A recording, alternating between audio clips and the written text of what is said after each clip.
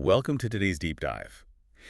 Usually when we talk about a medical diagnosis, there's there's this expectation of precision, Oh, right? absolutely, like a mechanical certainty. Yeah, exactly. It's very mechanical. You break your arm, you go in, the x-ray shows this jagged white line, and the orthopedic surgeon just points at it and says, there's the fracture. Right. It's either broken or it's not broken. Broken or not broken. But if you step into the world of pediatric neurodevelopment or, I mean, honestly, even just day-to-day childhood behavior, that x-ray machine is completely useless. It really is. The clarity just vanishes. It's so murky. Like a toddler having a massive meltdown in the grocery store, or a 7-year-old who just cannot focus in class. Or a teenager dealing with sudden crippling anxiety out of nowhere. Yes. There is no jagged white line to point to in those situations. And because of that, we're looking at a diagnostic landscape that is incredibly murky, which, often leads us to jump straight to behavioral conclusions. Right. We default to discipline. Exactly. We look at behavior instead of, looking at the underlying biology of what's actually happening to that child.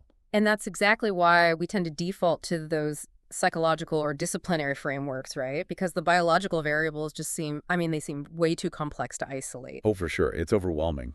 But the paradigm shift we are examining today, it entirely reorients that approach. We're basing this on the framework laid out by human biologist Gary Brecka. Right, from his recent podcast appearance. Exactly. We are decoding this concept of biohacking for kids. Okay, let's unpack this right away.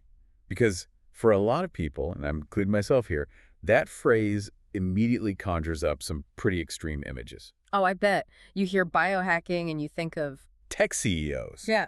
Like Silicon Valley executives doing these insane 7-day water fasts. Tracking their continuous glucose monitors, yeah. Right, or plunging into freezing ice baths at 4 in the morning. Yeah.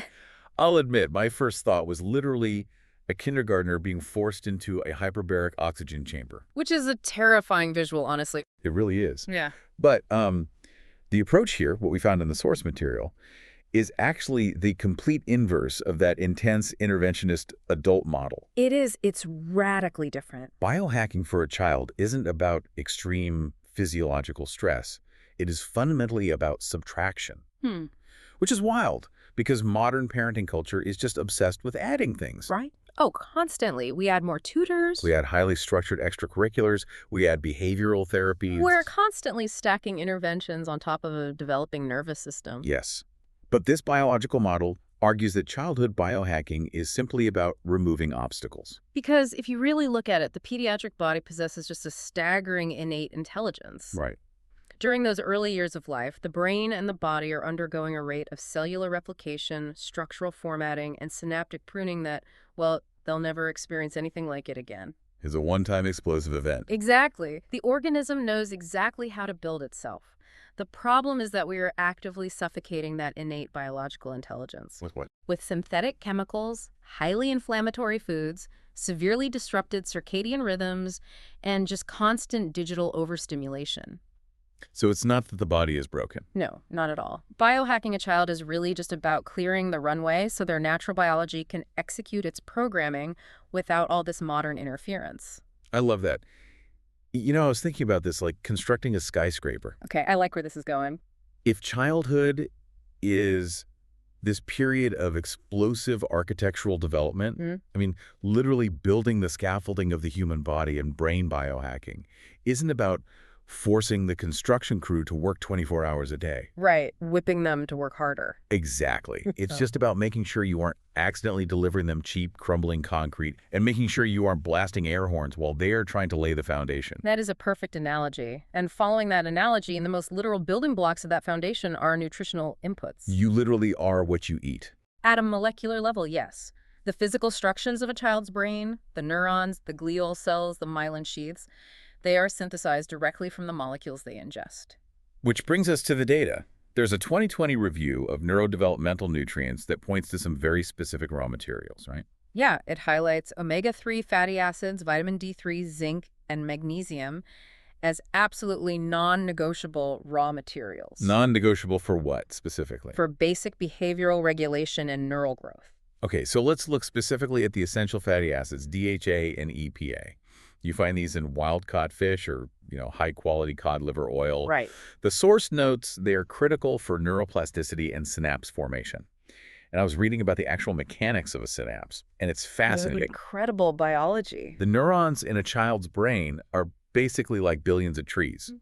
And to communicate, the branches have to reach out to one another. Yep, the dendrites. Right. And that microscopic gap between those branches, that is the synapse. So for a child to, say, learn a new word or regulate an emotion or even just catch a ball, electrical and chemical signals have to jump across that gap. And this is where the nutrition comes in, because the lipid bilayer, which is the outer membrane of those neurons, is heavily composed of DHA. So the tree bark essentially is made of DHA. Basically, yeah. If a child's diet lacks these essential fatty acids, that neuronal membrane becomes rigid. It hardens. Oh, wow. And when the membrane is rigid, the receptor proteins that catch those neurotransmitters, the signals jumping the gap, they can't move fluidly. The whole signal transmission degrades. That makes so much sense. So when we talk about neuroplasticity, which is the brain's ability to physically rewire itself based on new experiences, we are talking about a process that absolutely requires a highly fluid, DHA-rich cellular environment. Which means if you withhold those raw materials from your kid's diet, you are structurally compromising the brain's ability to adapt. You're giving the construction crew bad concrete. But the nutritional biohack isn't just about securing the DHA and EPA, right? It's about the subtraction we talked about, eliminating the inflammatory agents that are actively tearing that scaffolding down. Right, the demolition crew that we keep inviting onto the job site. Yes.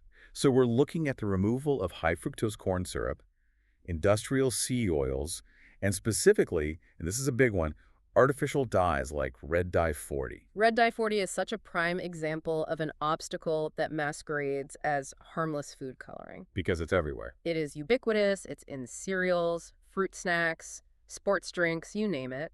And the assumption is often that the behavioral issues linked to these foods are just a basic sugar rush. Right. Oh, he's just hyper because of the sugar. But the biochemistry tells a completely different story. Red dye 40 is an active inflammatory agent, and it is capable of crossing the blood-brain barrier.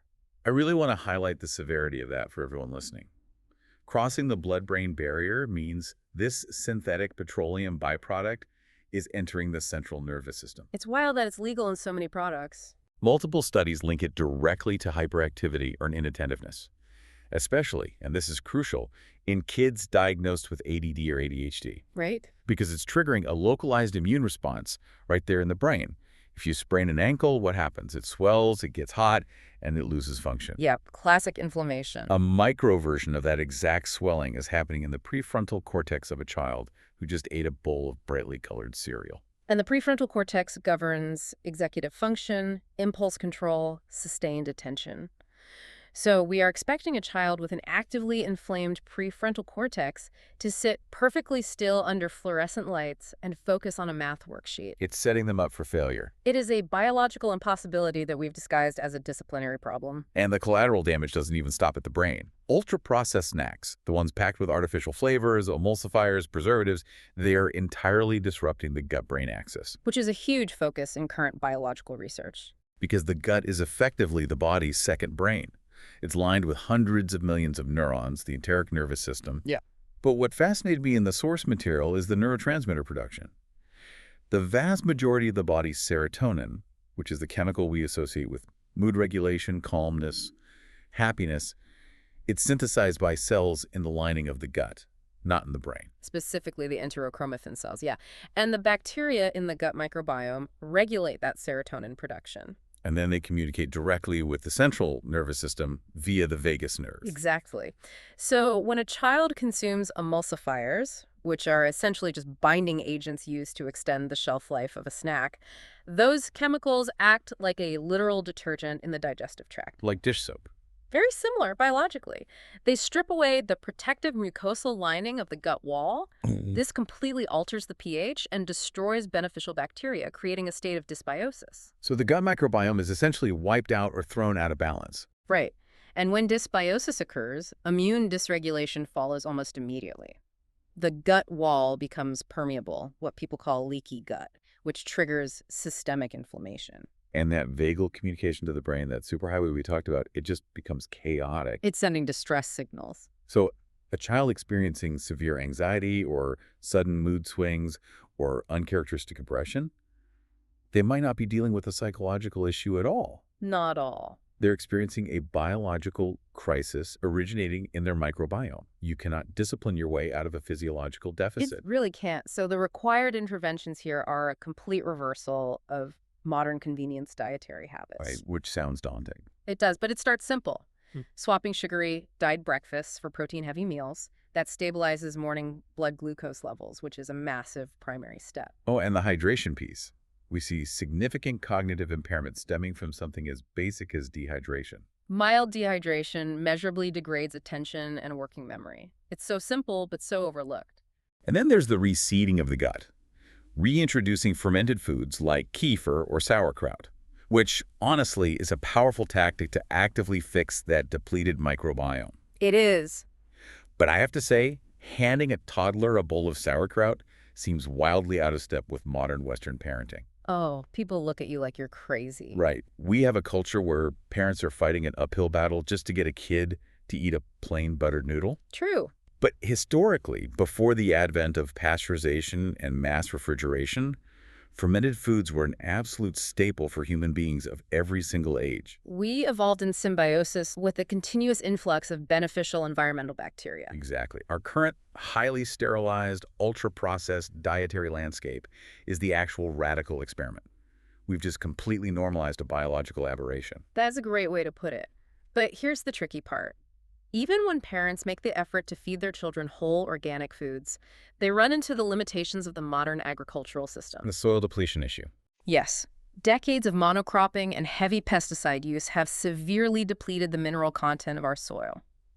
A carrot grown today just does not have the same nutrient density as a carrot grown 70 years ago. That is so depressing. It is. We are dealing with an environment that creates widespread deficiencies by default, which absolutely necessitates targeted supplementation. And the statistics on this are staggering.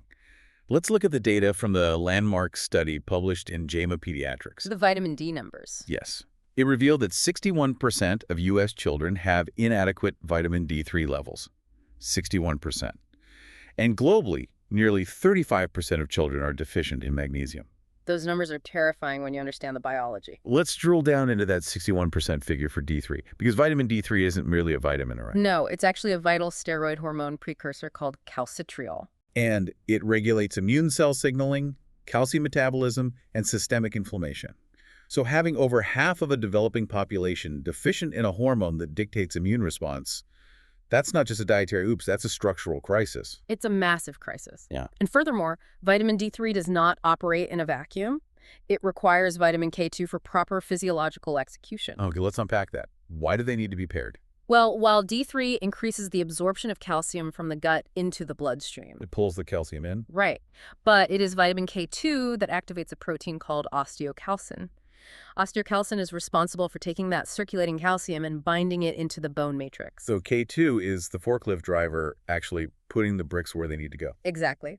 Without K2, that calcium just floats around. It can precipitate and deposit in soft tissues or arteries, which you definitely don't want. It is a highly coordinated biochemical cascade. Okay, so D3 and K2 are a package deal. And then the magnesium deficiency, 35% globally. That is equally consequential. Arguably more so for day-to-day behavior. Because magnesium is required for over 300 different enzymatic reactions in the human body. Over 300. I think of it as the ultimate biological project manager. If magnesium is missing from the job site, you essentially have 300 different enzymatic workers just standing around unable to execute their tasks. Yeah, they're just waiting for orders. It buffers the stress response, it clears cortisol, and it is absolutely necessary for the initiation of the sleep cycle. If a child is deficient in magnesium, their biological machinery simply stalls. And we see a similar critical necessity with clean omega-3 supplementation, specifically for a biological process called myelination. Okay, explain myelination for us. So the nerves in a child's body and brain function like electrical wires conducting signals. Right. To conduct that electrical impulse efficiently without the signal scattering or degrading, the nerve requires biological insulation. Just like a copper wire needs a rubber coating. Right, otherwise it short circuits. Exactly. That insulation is the myelin sheath. It's a protective fatty layer that wraps around the nerve fiber. And since myelin is primarily lipid-based, it relies entirely on those omega-3 fatty acids, the DHA and EPA, for its construction. Yes. During the first decade of life, the brain is rapidly myelinating its pathways, particularly in the frontal lobe areas, the parts governing emotional control and sustained focus. So if the body lacks the raw materials to build that myelin sheath, the electrical signals in the child's brain literally short circuit. They do. The neurological command to pay attention or regulate this emotion literally gets lost in transit. It forces us to question how many behavioral flags in, elementary school classrooms are actually just misdiagnosed structural deficiencies. I would guess a massive percentage. We attempt to modify behavior through punitive measures like timeouts or bad grades, when the child literally lacks the biological insulation on their neural pathways to hold a train of thought. It's tragic, honestly. But the reality of addressing this through supplementation, it comes with a massive caveat, which the source material was very clear about. Oh, the gummy vitamins. Yes. The commercial market for pediatric vitamins is just littered with products that completely defeat their own purpose. It's so counterproductive. Many over-the-counter gummies are packed with the exact inflammatory agents we are trying to avoid: high fructose corn syrup, artificial sweeteners, and red dye 40. You're trying to deliver a payload of vitamin D, but you are wrapping it in a vehicle of synthetic dye that immediately triggers prefrontal cortex inflammation. The inflammatory vehicle completely negates the nutrient. It's wild. The only viable path here is utilizing professional-grade liquids, powders, capsules, or completely clean gummies that refuse to compromise the ingredient profile. You have to read the labels. Okay, so we've established the internal foundation, the nutrients required for structural growth, and the dietary toxins that disrupt it. But the pediatric body does not exist in a vacuum. No, it's constantly interacting with its external environment. Which brings us to the concept of the invisible toxic burden. And this is arguably the most pervasive and ignored element of developmental biology. It's the water we swim in, basically. I was reading the findings from the Environmental Working Group, the EWG, regarding umbilical cord blood. And the data is genuinely chilling. It's hard to read. The EWG found that the average newborn has over 200 synthetic chemicals in their umbilical cord blood. 200. Before they take a single breath of room air, they are carrying a payload of neurotoxins, including bisphenols, phthalates, and flame retardants. What's fascinating here is the mechanism of action for many of these chemicals, particularly bisphenols like BPA and phthalates. They act through endocrine disruption. Explain how that works at a cellular level. At a molecular level, these synthetic compounds closely mimic the structure of natural hormones, primarily estrogen. Oh, wow. Yeah. So they bind to cellular receptors and completely hijack the normal developmental signaling pathways. The medical understanding of toxicity has evolved significantly here. We used to focus entirely on acute toxicity, swallowing poison. Right, the skull and crossbones. Exactly. But now the focus is on inflammatory load, or the cumulative toxic burden over time. It's a bandwidth issue. The pediatric liver and kidneys are incredibly efficient detoxification organs, right? They utilize pathways like the cytochrome P450 enzymes to clear waste. They're great at their job, but they have a finite processing capacity. Right, so when a child is constantly inhaling volatile organic compounds, VOCs, from, say, plug-in air fresheners, and ingesting microplastics from heated synthetic bottles, and absorbing fragrances through their skin from laundry detergents. Those filtration pathways just get overwhelmed. The metabolic bandwidth is exceeded. And when the liver cannot process the influx, what happens? These synthetic molecules circulate in the bloodstream and deposit into lipid-rich tissues. And then the child's immune system flags these molecules as foreign invaders. Which initiates a chronic, low-grade inflammatory response. Exactly. The body is effectively fighting a phantom infection 24 hours a day. And this connects directly to the concept of subtraction we talked about at the beginning. Mounting an immune response requires a massive amount of ATP cellular energy. It's exhausting for the body. So if a child's biology is allocating, let's say, 30% of its daily energy output just to fight off the chemical off-gassing of a dryer sheet and the flame retardants on their mattress. That is vital energy being stolen away from neurodevelopment and physical growth. The irony of the modern nursery is just profound. Parents spend enormous resources meticulously designing these spaces for their newborns. And he can't look perfect on Instagram. Yes. Yet the fresh paint is off-gassing VOCs. The crib mattress is legally mandated to be coated in polybrominated diphenyl ethers, which are flame retardants that actively compete with thyroid hormones. It's insane. And the air is saturated with synthetic phthalates from scented baby lotions. We are unwittingly placing a massive immunological burden on a brand new biological system. We really are. But the interventions here, they're actually highly accessible. It's not about achieving a perfectly sterile environment. It is about aggressive reduction. Right, just lowering the overall load. Exactly. Filtering tap water to remove heavy metals and chlorine. Utilizing true HEPA air purifiers in the child's sleeping environment. Switching to entirely fragrance-free, non-toxic household cleansers. Eliminating dryer sheets. That's a huge one. They're some of the most concentrated sources of indoor air pollution. And perhaps the most cost-effective biohack available from the source material.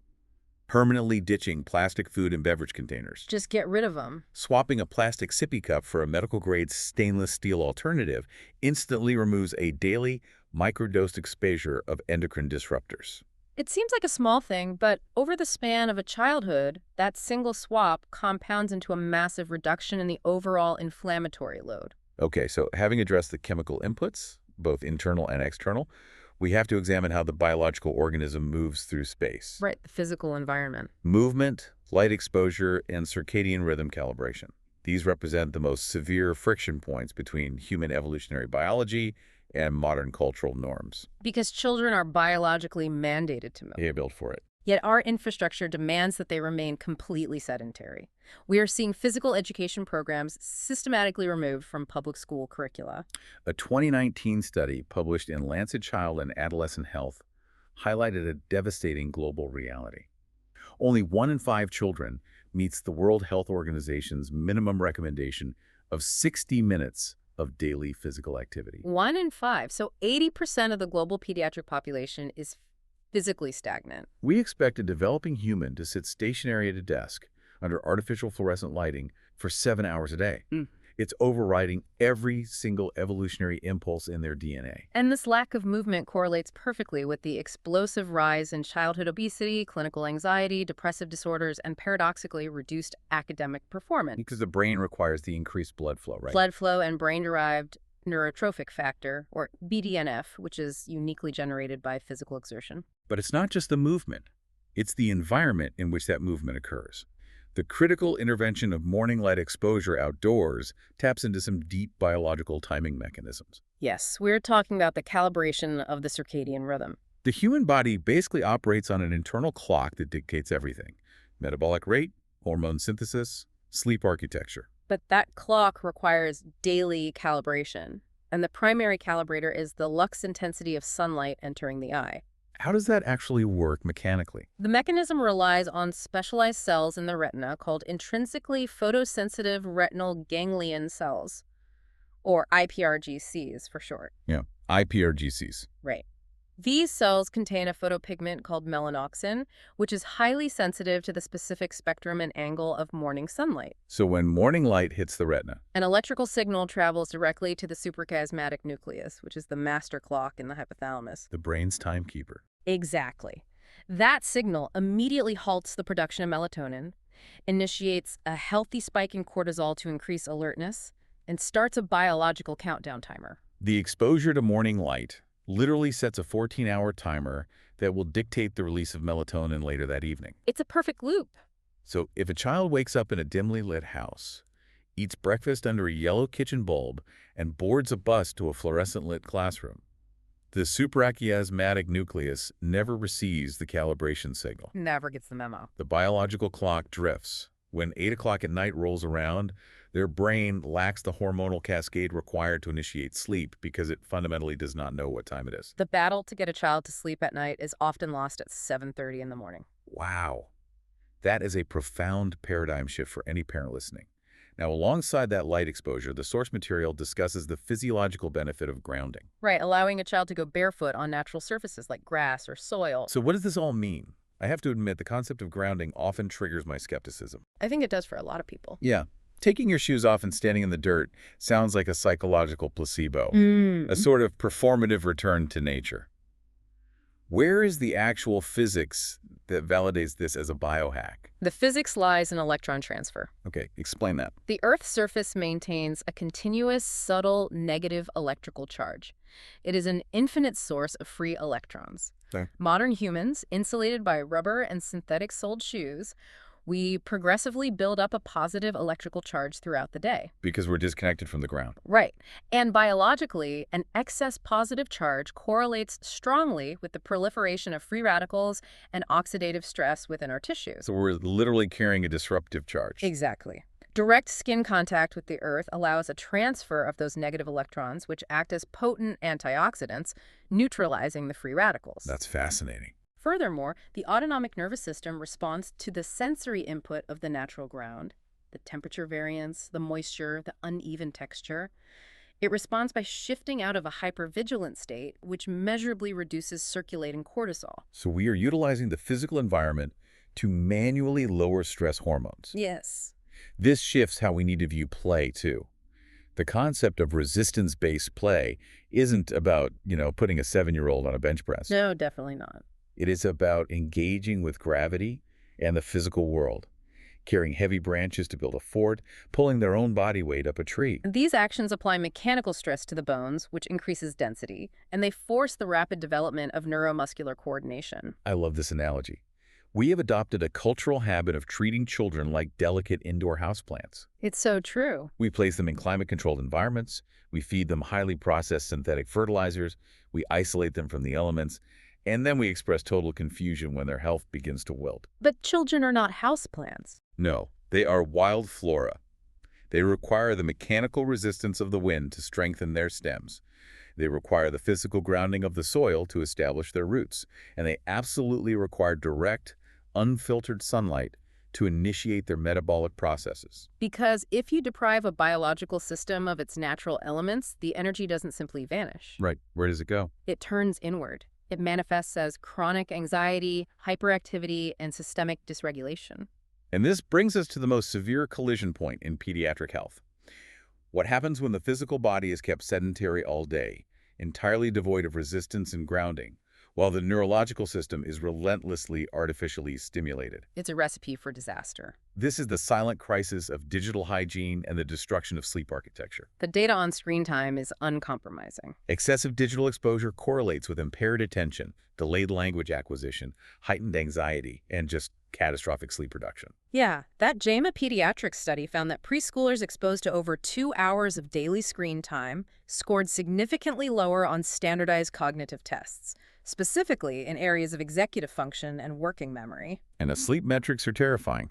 A 2023 meta-analysis in Sleep Medicine Reviews demonstrated that screen exposure within an hour of bedtime resulted in 98% higher odds of delayed sleep onset. 98%. And 83% higher odds of a shorter total sleep duration. To understand why this happens, if we connect this to the bigger picture, we have to look at autonomic nervous system tone. Okay, the sympathetic versus parasympathetic state. Exactly. The nervous system constantly toggles between a sympathetic state, which is the high-alert, cortisol-driven fight-or-flight mode, and a parasympathetic state. The rest and digest mode. Right, where cellular repair and sleep occur. Sleep is an exclusively parasympathetic function. The body has to feel safe. The biochemistry of the human body will simply not allow sleep to initiate if it perceives a threat to its survival. And fast-paced algorithmic videos, video games, the relentless dopamine spikes, these are interpreted by the brain's amygdala as high-stakes survival-level events. They absolutely are. The screen locks the child's nervous system into a sympathetic tone, flooding the bloodstream with adrenaline.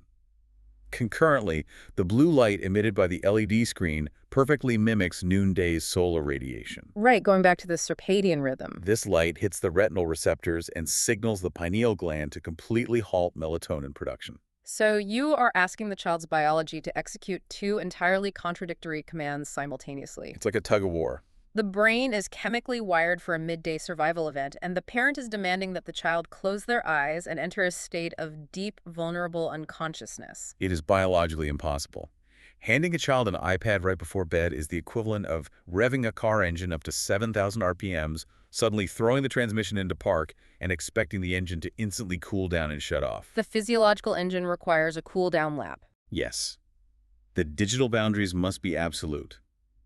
0 screen exposure for at least 1 hour before bed, and no digital devices allowed in the sleeping environment under any circumstances. But the replacement strategy is equally important here. What do you mean? Well, when we remove the digital stimulus, we cannot just leave a void. We must reintroduce analog activities, reading, mechanical puzzles, drawing. Because there is a deep cognitive opportunity cost to screen time.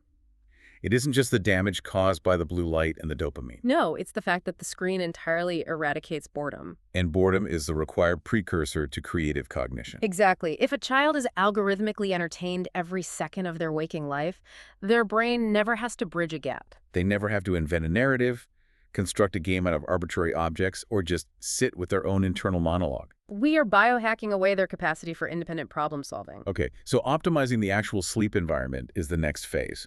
Because sleep is not a passive state of rest. It is an active phase of intense metabolic clearance. Right. The glymphatic system in the brain physically flushes out neurotoxins and amyloid beta proteins while the child sleeps. To facilitate this, the source notes the room must be kept cool to lower core body temperature, and it must be pitch black.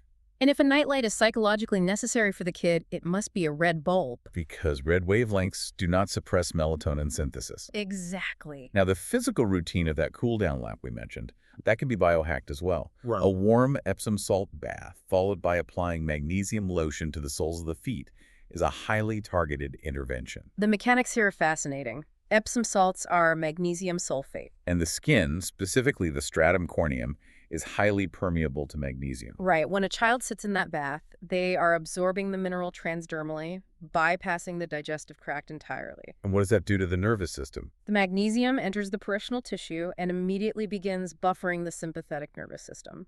It physically relaxes the muscle fibers and forces the shift into parasympathetic tone. That rest and digest state.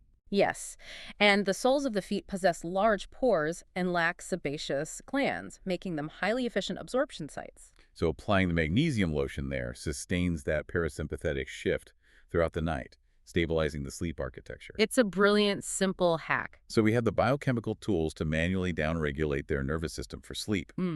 But a critical gap remains. How do we equip a child to downregulate their own nervous system during the chaos of the waking day? This raises an important question because this requires an internal toolkit that modern education almost entirely ignores. We're talking about emotional regulation and physiological mindfulness. Children face intense academic pressures, complex social dynamics, and massive sensory input.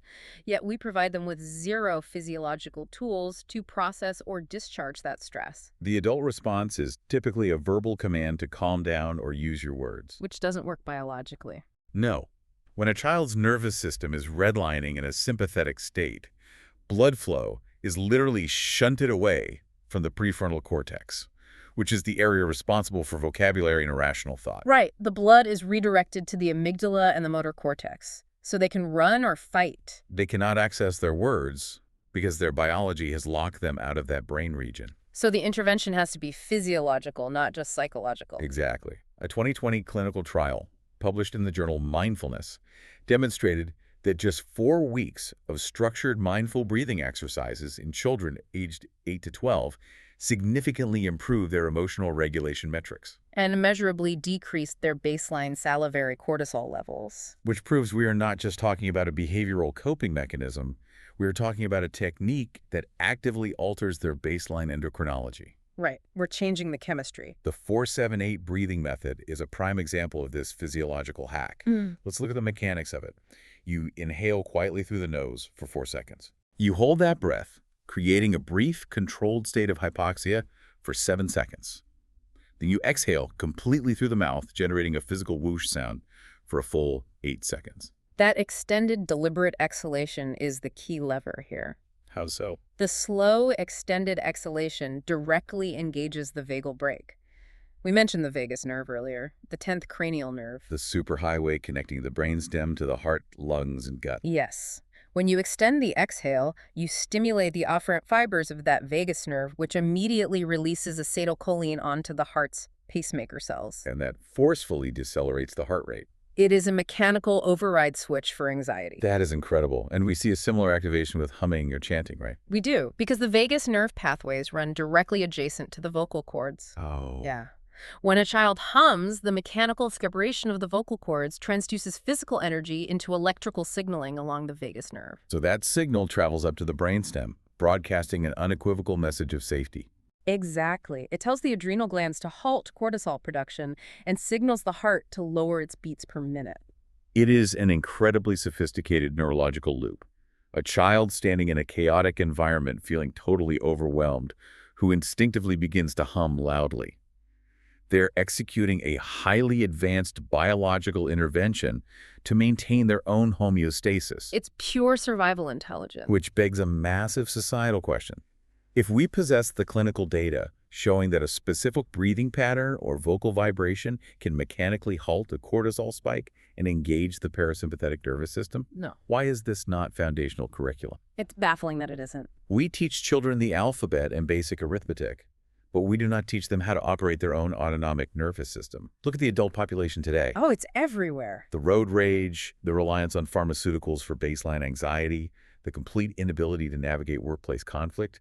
The vast majority of these adult dysfunctions are simply the result of an 8-year-old who was never given the biological tools to discharge stress, operating an adult body. We are a society of biologically dysregulated toddlers. We really are.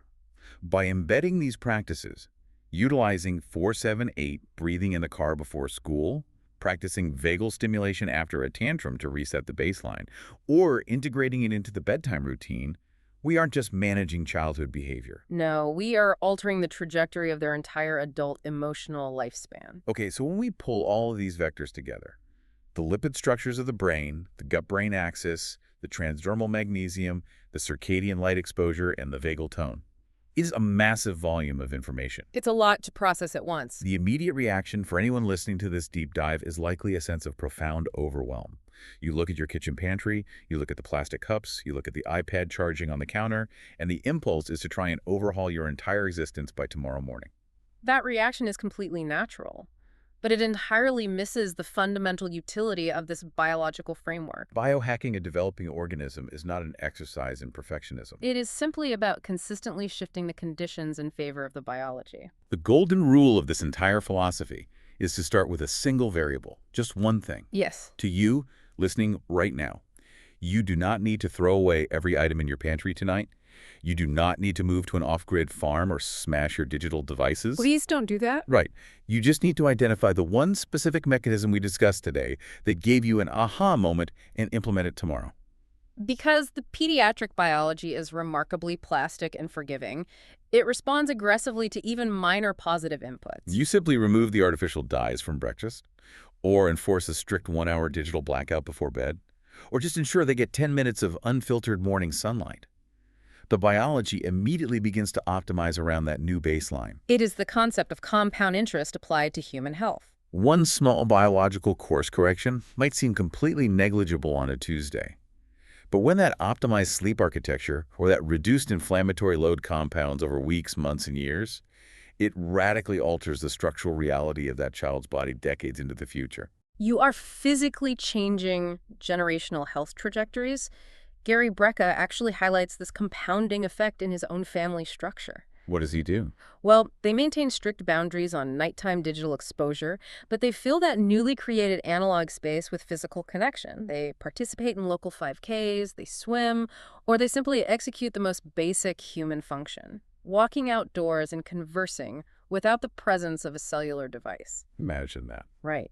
He specifically points to his nieces, Coral and Anna, who have grown up with these compounded microhabits. They possess a deeper understanding of metabolic health and nutritional biochemistry than the vast majority of the adult population. Because they aren't just surviving their environment, they have ownership over their own physiological machinery. Which brings us all the way back to the beginning of our conversation, the X-ray machine. The search for the jagged white line. Yes, the frustration of navigating the murky waters of childhood development, the behavioral anomalies, the shattered sleep cycles, the classroom struggles. We started by saying there is no jagged white line to point to. But the reality is that the line has always been there. We have simply been looking through the wrong diagnostic lens. We were searching for a single structural failure, a bad attitude, a broken disciplinary system, when we needed to be examining the biochemical inputs. The environmental toxic load Yeah. and the integrity of the cellular environment. When you wipe the mud off the lens, when you eliminate the neurotoxic dyes, when you reduce the endocrine-disrupting plastics, when you calibrate the circadian clock with the sun, and when you teach a child how to physically hum their nervous system out of a threat state, the picture gains absolute clarity. The human body, especially a young one, knows exactly how to build a masterpiece. We just have to stop handing it cheap materials and get out of its way. Yeah. I want to leave you with one final thought to mull over, zooming way, way out from the immediate challenges of parenting. Okay. We have discussed these biohacks in the context of solving immediate friction, getting a kid to sleep, improving their focus, reducing their anxiety. But project this out 50 years.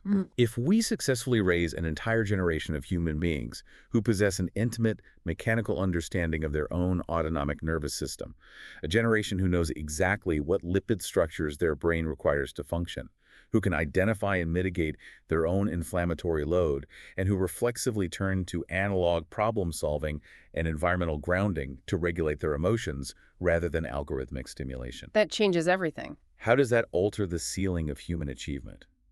We're not merely biohacking kids to make our current lives as caregivers marginally easier. We are actively biohacking the foundational architecture of future society. Imagine a global workforce, a scientific community, or a leadership class that is entirely devoid of chronic biological burnout. Imagine what a brain can build when it isn't fighting a phantom chemical war its entire life. Keep questioning the inputs, keep exploring the mechanisms, and pick your one thing to change tomorrow. Thanks for diving deep with us.